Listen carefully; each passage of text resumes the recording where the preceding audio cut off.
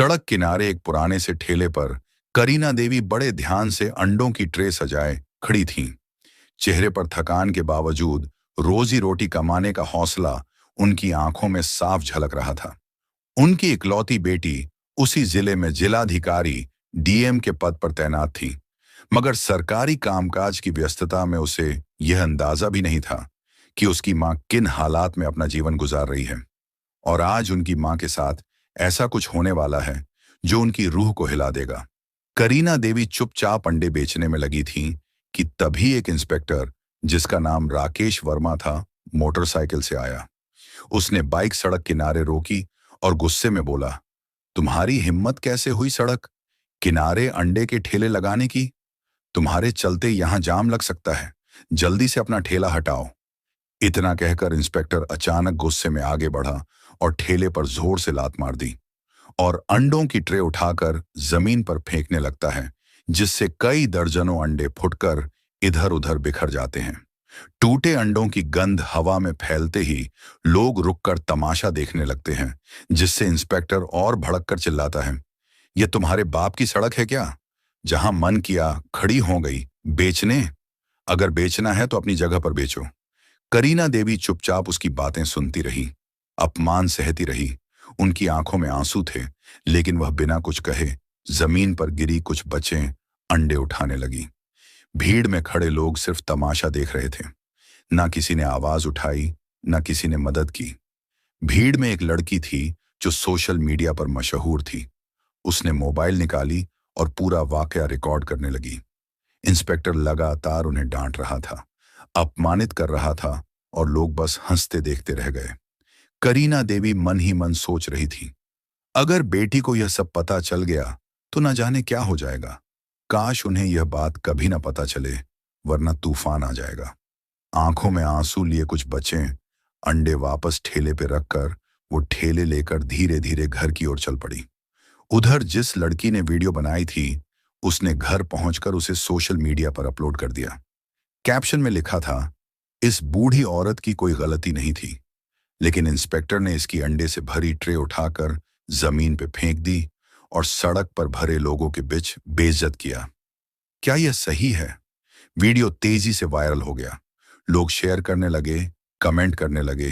हर कोई इस घटना को गलत बता रहा था। कुछ देर बाद यह वीडियो सरिता के मोबाइल में पहुंचा। वीडियो देखते ही उसका खून खौल उठा। वह सोच भी नहीं सकती थी कि उसकी मां के साथ ऐसा बर्ताव हुआ है। लोगों के सामने बेइज्जत किया गया, थप्पड़ तक मारा गया।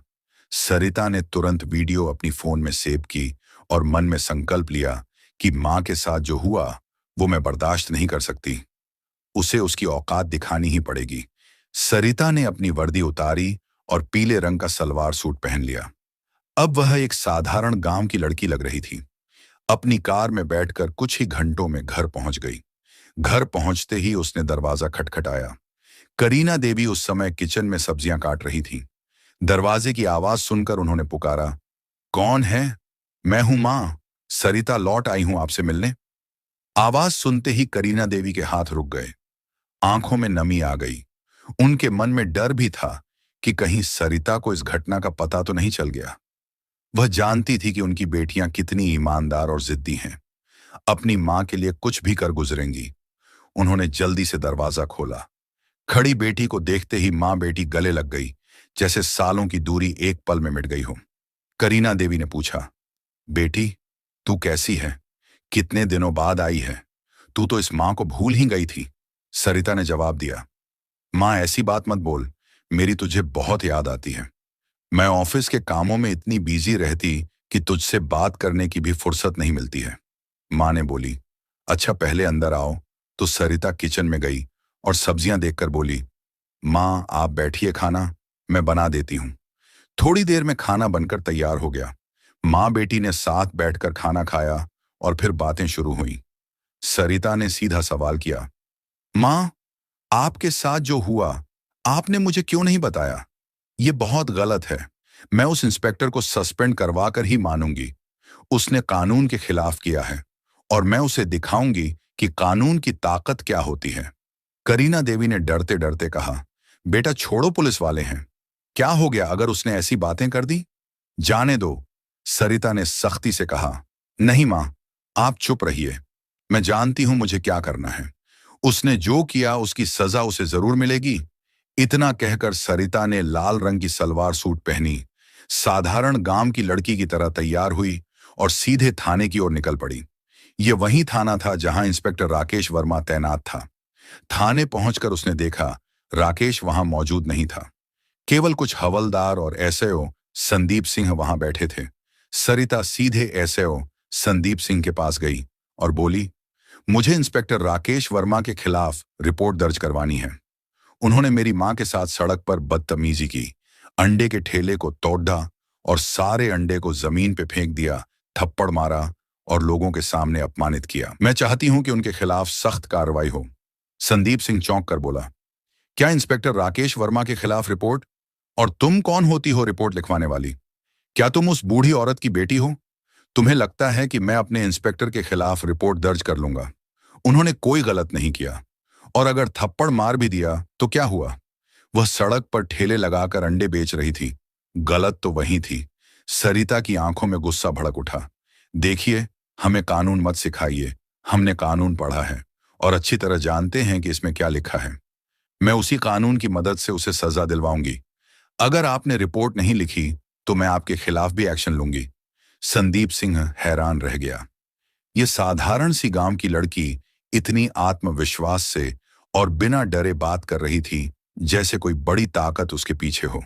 वह बोला, तुम कौन हो और तुम्हारी इतनी औकात कि हमें सस्पेंड करवाओगी? हम चाहे तो अभी तुम्हें अंदर करवा सकते हैं। सरिता ने उसकी आंखों में सीधा देखते हुए कोई जवाब नहीं दिया, बस हल्की मुस्कान के साथ कुर्सी पर बैठी रही। पर उसकी चुप्पी ने माहौल को और भारी कर दिया। इंस्पेक्टर ने सोचा, ये लड़की डरी क्यों नहीं? वह फिर गरजा, चुप क्यों हो? जवाब दो। सरिता ने शांत लेकिन ठंडी आवाज में कहा, समय आने पर सब पता चल जाएगा, और जब पता चलेगा तब तुम्हें माफी मांगने का भी मौका नहीं मिलेगा। उसकी आंखों की दृढ़ता देखकर इंस्पेक्टर पल भर को सकपका गया, लेकिन अपनी अकड़ बनाए रखने के लिए हंसी उड़ाते हुए बोला, अरे, बड़ी फिल्मी डायलॉग मारती हो, निकलो यहां से। इतनी बात हो ही रही थी कि तभी इंस्पेक्टर राकेश वर्मा अंदर आया और लड़की को देखकर उसने हल्की मुस्कान के साथ पूछा, क्या बात है? क्या करने आई हो?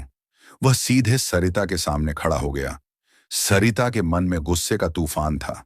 अगर वह कानून की इज्जत न करती तो उसी वक्त उसे तमाचा जड़ देती, लेकिन वह कानून की रक्षक थी और अपनी पहचान छिपा कर आई थी, इसलिए सिर्फ बोली, याद रखना, मैं तुम्हें सस्पेंड करवा कर रहूंगी।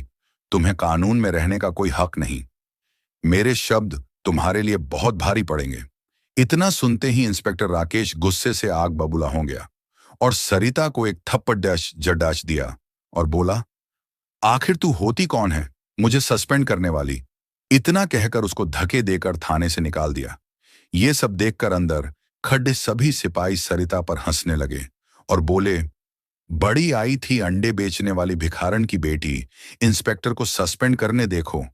कैसे सिर झुकाकर जा रही है और अपने आप से संकल्प करती है कि वो इनको छोड़ेगी नहीं। अगली सुबह का नजारा पूरे शहर के लिए हैरान कर देने वाला था। सूरज की पहली किरणों के साथ ही सड़क पर सायरनों की गूंज फैल गई। दो पुलिस जीपें सबसे आगे रास्ता साफ करती हुई चल रही थीं। उनके पीछे काले शीशों वाली शाही डीएम की गाड़ी और उसके ठीक पीछे दो और पुलिस वाहन सुरक्षा घेरे में थे।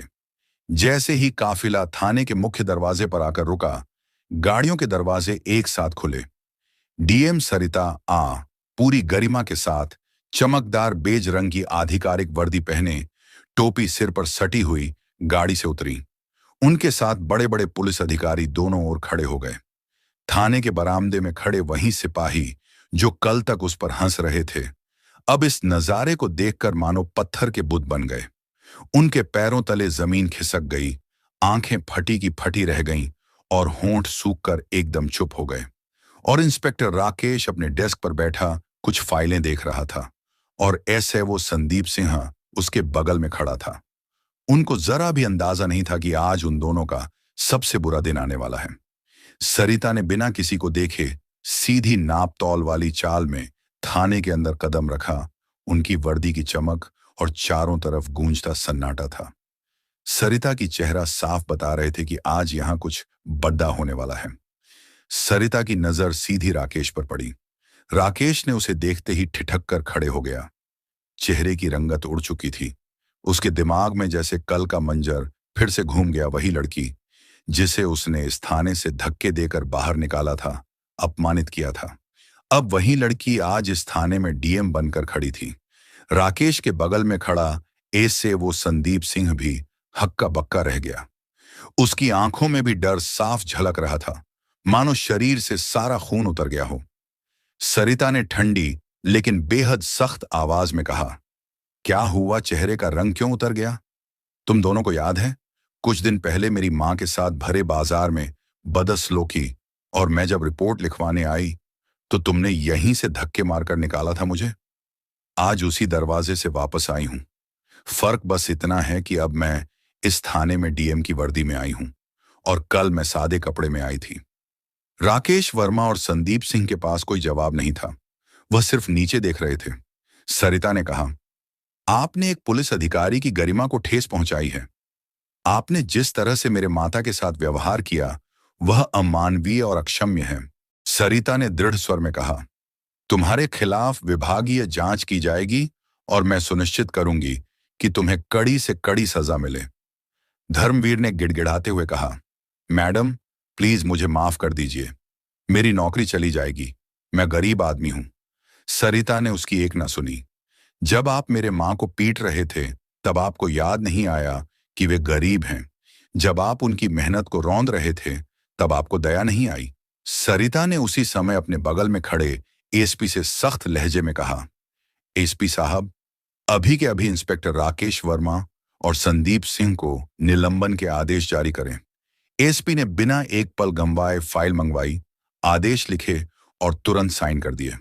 आदेश सुनते ही राकेश और संदीप का चेहरा सफेद पड़ गया। सरिता ने आगे कहा, वर्दी उतारो और अपनी सर्विस रिवॉल्वर जमा करो। थाने में मौजूद सबकी नजरें उसी पर टिकी थीं।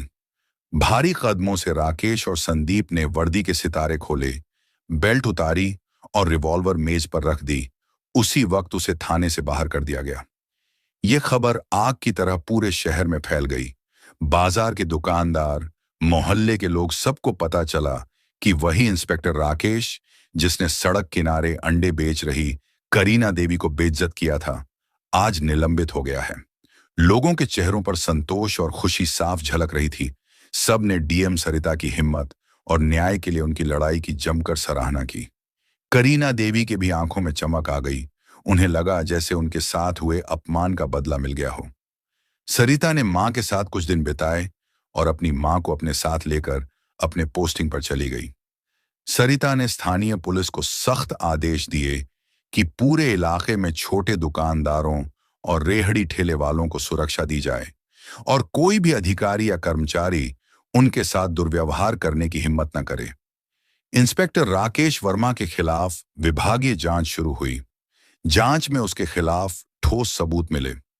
नतीजतन उसे नौकरी से बर्खास्त कर दिया गया और उस पर आपराधिक मामला भी दर्ज कर दिया गया। उसने अपनी गलती मान ली, लेकिन तब तक बहुत देर हो चुकी थी।